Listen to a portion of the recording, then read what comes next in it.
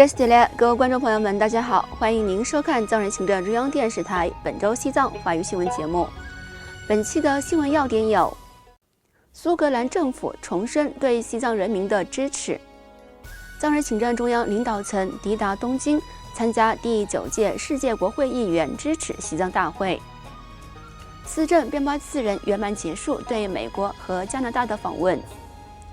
驻日内瓦代表赤列去吉在法兰克福展开一系列高层会晤。西藏政策研究中心发布纳曲农牧民大规模搬迁的研究报告。下面请看详细内容。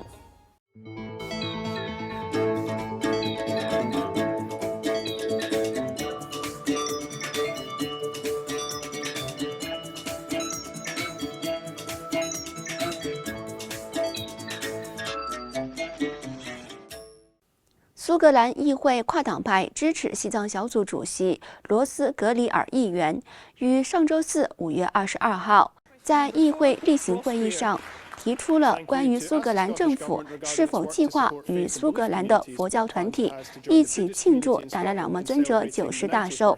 以及对中国干预尊者转世问题的关切。对此，苏格兰平等事务大臣考卡布斯图尔特表达了苏格兰政府对包括藏传佛教信众在内的苏格兰所有信仰群体所做贡献的高度赞赏。他还向达赖喇嘛尊者和佛教社区致以诚挚的祝福，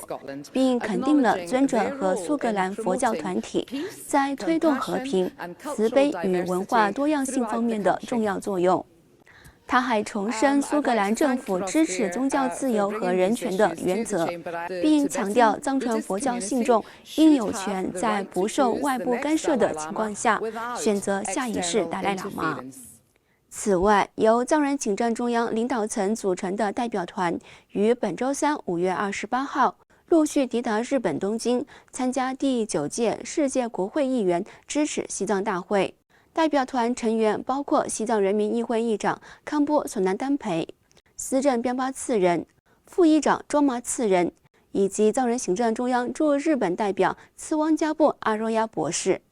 5月29号，代表团在日本国会大厦与日本国会跨党派支持西藏小组进行高层会晤。会议由该小组主席山谷惠里子和秘书长山田宏主持。与会者包括日本国家基本问题研究所理事长樱井良子等政要。司政边巴次仁在会议上强调了在中国共产党统治下，西藏的人权状况日益恶化，并呼吁国际社会停止使用中国官方所称的西藏代替 Tibet 一词。他还重申了国际社会对达赖喇嘛尊者4大使命认同的重要性，并呼吁各国议员在尊者即将迎来的90大寿之际，通过相关决议，表彰达赖喇嘛尊者毕生为世界的和平与和谐所做的贡献。代表团还邀请日本国会议员出席今年9月举行的西藏民主日庆祝活动。此外，代表团还将于6月1号在东京与当地藏人会面。司政边巴次仁预计将于5月31号前往大阪，与当地议员交流，并参访清风学院。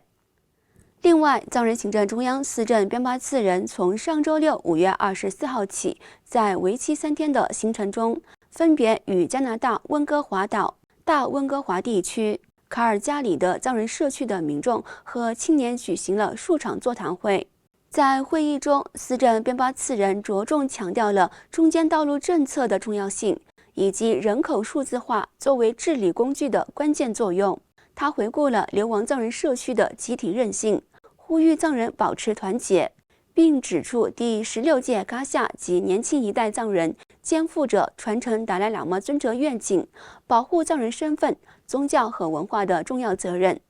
5月16号，司政还出席了加拿大藏人志愿游说小组举办的欢迎晚宴，现场超过300多名藏人参与。至此，司政边巴次仁圆满结束对北美的正式访问。在访问美国和加拿大9个城市期间，司政共会见了21名美国国会参众两院的议员、美国国务院官员、4名加拿大议员、前政要、政策专家及当地藏人民众等。